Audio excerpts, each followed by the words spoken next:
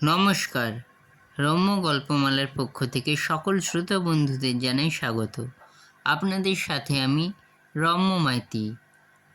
সামনেই Valentine's day উপলক্ষে আজকের বিশেষ পরিবেশনা সকলের প্রিয় সাহিত্যিক শিবরাম চক্রবর্তীর লেখা মজাদার গল্প প্রেম এবং দাঁত। অঙ্কনে সুদীপ মুখোপাধ্যায়, গল্প পাঠে আমি রম্য মাইতি। আজকের গল্প প্রেম এবং দাঁত। প্রেমের দাঁত সব জায়গায় সহজে বসে না, কিন্তু একবার বসলে আর রক্ষে নেই। ঐরাবত ব্যতীত হস্তিনাপুরীর বাইরেও দাঁতালো প্রেম দেখা দিতে পারে।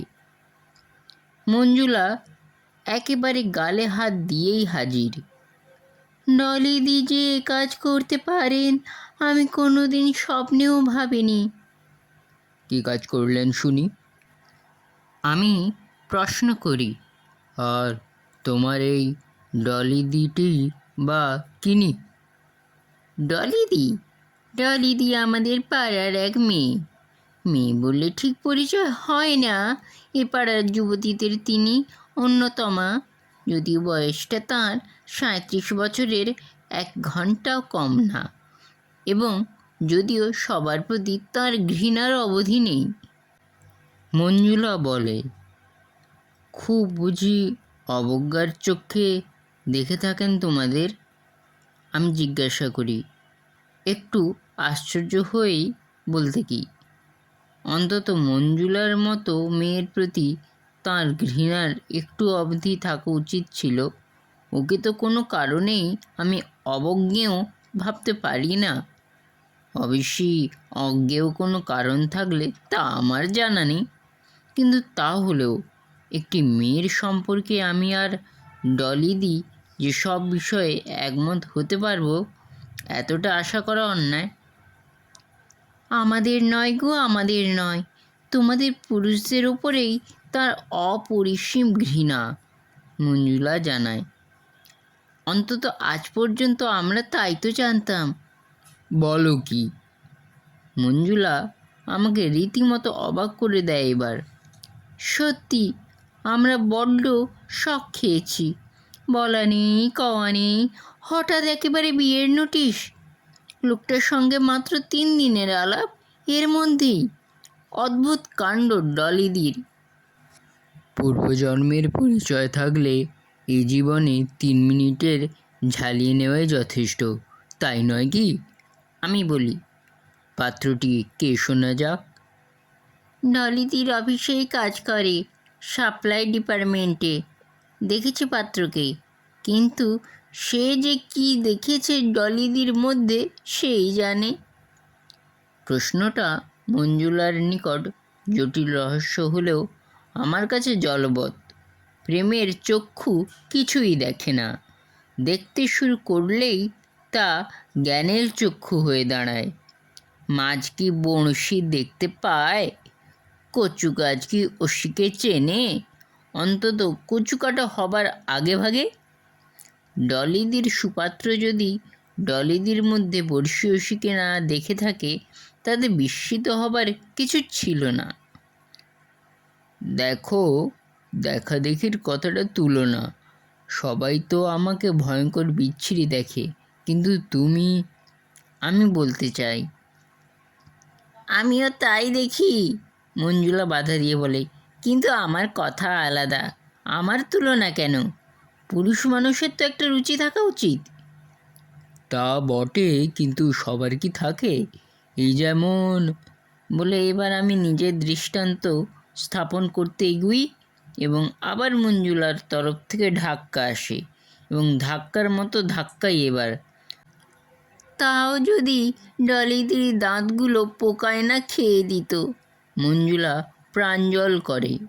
ডলিদির বাঁধানো দাঁত, তা জানো? এ সংবাদ আমায় বিচলিত করে। সমস্যাটা আপাত দর্শনে মৌখিক হলেও আসলে অতি গভীর। বাঁধানো দাঁত, ভেবে দেখলে সর্বপ্রকার খাদ্যাখাদ্যের অন্তরায়। এমনকি যে জিনিস লোককে স্থির হয়ে খায় এবং খেলে স্থির হয়ে যায়, জীবনের মুখ্যতম জিনিস, কিন্তু বাঁধানো দাঁতের ব্যাপদেশে তারও কোনো স্থিরতা থাকে না। সত্যি খুব ভাবনার কথা, না বলে আমি পারি না। আসছে সপ্তাহেই বিয়ে হবে ঠিক হয়েছে, মঞ্জুলা ব্যক্ত করে। Civil marriage. কিন্তু এদিকে তো মিলিটারি তাড়া। Civil marriage? তাহলে আর কি, তাহলে তো বরযাত্রী কন্যাযাত্রী কিছুই নেই, তোমাকেও আর সবান্ধবের নেমন্তন্ন করছে না। হ্যাঁ, আমার দীর্ঘ নিঃশ্বাস পড়ে। যেখানে ভোজের আসরে আমার মঞ্জুলিত হবার আশা নেই, তেমন বিয়েকে আমি ভোজবাজি বলেই মনে করি। নেমন্তন্ন নেই কথাটার খোঁচা আমার কোথায় যেন লাগে, হৃদয় কিংবা হৃদয়েরই কাছাকাছি কোথাও যেন, ঠিক বোঝা যায় না। ব্যথাটা উদরেই হওয়া উচিত, কিন্তু সেই জন্মে অবধি ধরাধামে থাকার জন্য মাধ্যাকর্ষণের টানেই কি না কে জানে আমার হৃদয় তিলে তিলে স্থানচ্যুত হয়ে ক্রমশ উদরে এসে বাসা বেঁধেছিল। অন্তত আমার তাই ধারণা। এই কারণে আমি দেখেছি, একটা নেমন্তন্ন ফসকে গেলে পেটের দুঃখটা আমার মনের মধ্যে লাগে। আবার কোনো কারণে হৃদয়ে আঘাত পেলে এক ভাঁড় রাবড়ি খেয়ে দেখা গেছে বেশ মলমের কাজ করে। ওদের উভয়ের এই হরিহরাত্মা হৃদয় আমার হারিয়েছি।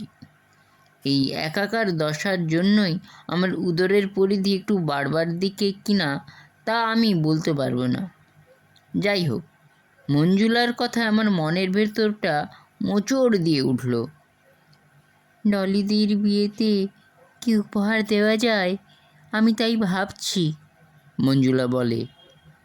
ওর একেবারে অন্য ভাবনা। মেয়েদের যে হৃদয় নেই বলে থাকে, কথাটা মিথ্যে নয়। শাড়ি টাড়ি, আমি প্রস্তাব করি।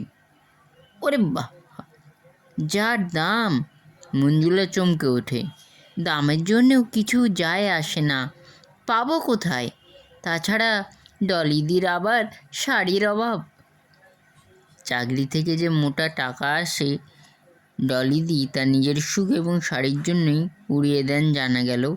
বাড়িতে গলগ্রহ কেউ নেই, এই পর্যন্ত হবার মতো কেউ জোটেও নেই এই বিয়েটার আগে অবধি।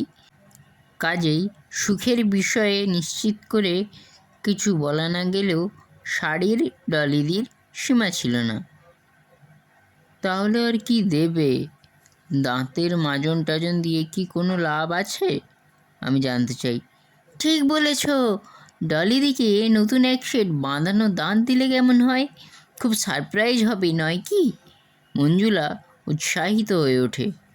উপহার রূপে খুব আনকোড়া আর চমকদার হবে যে, তাতে কোনো ভুল ছিল না।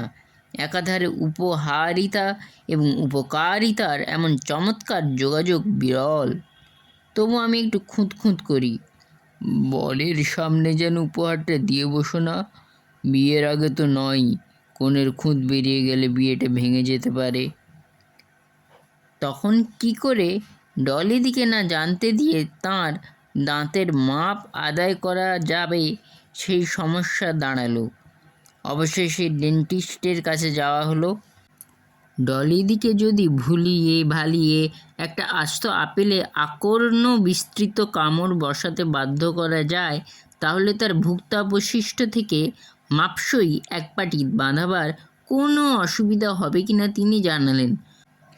তবে কেবল ওপরের এক পাটিই হবে, এই যা। মঞ্জুলার মতে উপহারের পক্ষে তাই যথেষ্ট। খরচাটাও যে অর্ধেক কমে যাবে সেটাও তো অবিবেচ্য নয়। ডলিদিকে দিয়ে আপেল খাওয়ানো মঞ্জুলার পক্ষে তেমন কষ্টকর হয়নি। পরদিন গিয়ে শুনলাম দাঁতের ফরমাশ দেওয়া ছাড়াও মঞ্জুলা নানা রকমের টুথপেস্ট কিনে এনেছে। এর মধ্যে খান কয়েক ফ্যান্সি চেহারার টুথব্রাশও তার ভেতর রয়েছে দেখা গেল। মেয়েরা ওই রকমই, কোনো কাজে হাত দিলে তার কোনো ত্রুটি রাখে না। একটু নুন ঝাল কম বেশি হবার জো নেই। তবে আমাদের যদি গিলতে বাঁধে সে নেহারে গলার দোষ, গেলবার গলদ, তাছাড়া আর কি। বিয়ের আগের দিন সন্ধেবেলা মঞ্জুলাদের বাড়ি গেছি। দেখি সে গুম হয়ে বসে আছে।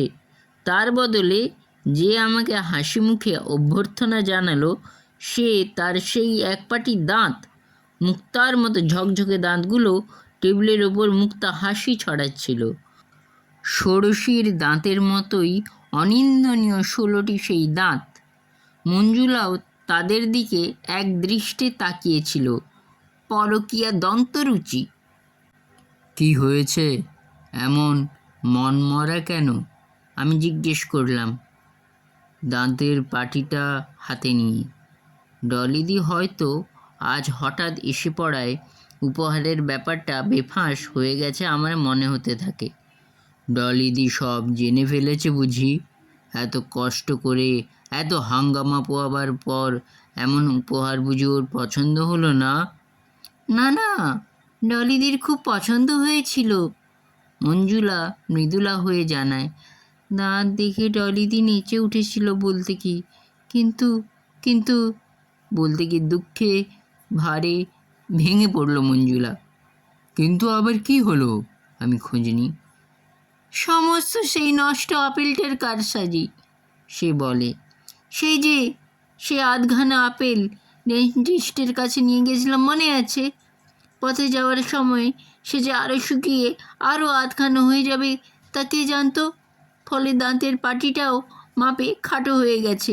ডলিদির মুখের সঙ্গে মোটেই খাপ খাচ্ছে না। ও, এই এর জন্য এত দুঃখ কিসে? পরে কাজে লাগবে ক্ষণ। ডলিদির মেয়ের জন্য রেখে দাও। ছেলে মেয়েরা নাকি বাপ মার দোষ গুণ পেয়ে থাকে বলে নাকি। উত্তরাধিকার সূত্রে সে হয়তো দান্দা নিয়ে জন্মাতে পারে। এই বলে আমি ভরসা দেবার চেষ্টা করি। আহা, তা নয়, মুশকিল হয়েছে।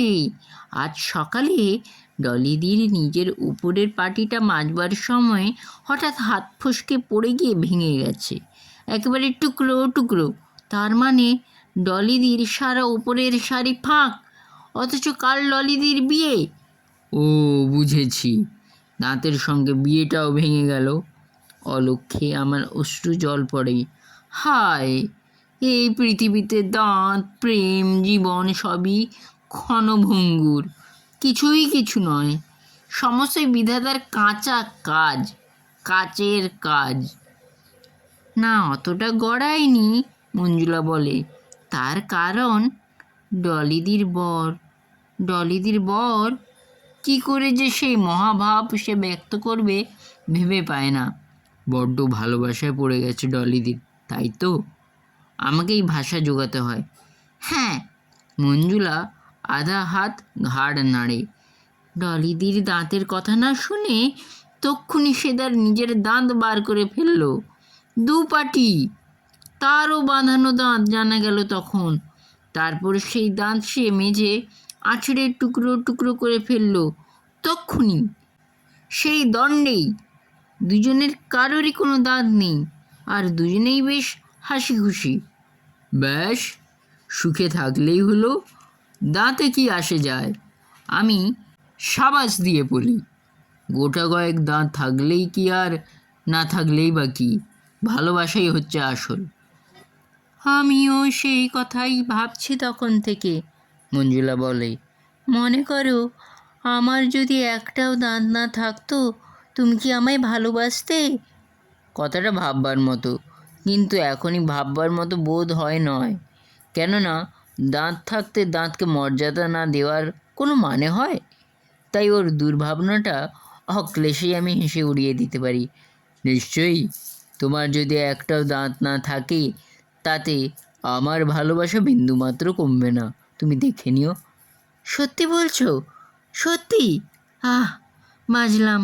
এত আমার আনন্দ হচ্ছে কি বলবো।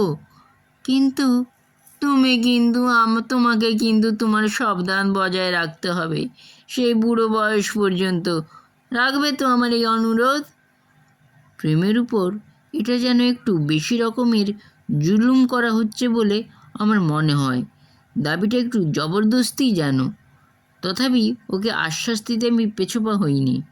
চেষ্টা করব বই কি, প্রাণপণ চেষ্টা করব রাখবার। তবে কথাই, দাঁতরা অনেকটা মেয়েদের মতোই অতিশয় চঞ্চলা। আমি তো রাখতে চাইবো, এখন দাঁত আমাকে রাখলে হয়। দাঁত নেই এমন কারো সঙ্গে ভাব রাখার স্বপ্নেও আমি ভাবতে পারি না। হ্যাঁ। মঞ্জুলা দীর্ঘ নিঃশ্বাস ফেলে অবশেষে মনের গোপন কথাটি প্রকাশ না করে থাকতে পারে না। কেমন লাগলো আজকের এই গল্প? কমেন্ট বক্সে অবশ্যই লিখে জানান। গল্পটি ভালো লাগলে লাইক এবং শেয়ার করতে ভুলবেন না। সারা মাস জুড়ে ভ্যালেন্টাইন্স ডে এবং ভাষা আন্দোলন দিবস উপলক্ষে পাঠ করা হবে নানা ধরনের গল্প ও কবিতা। পাশে থাকুন। ধন্যবাদ।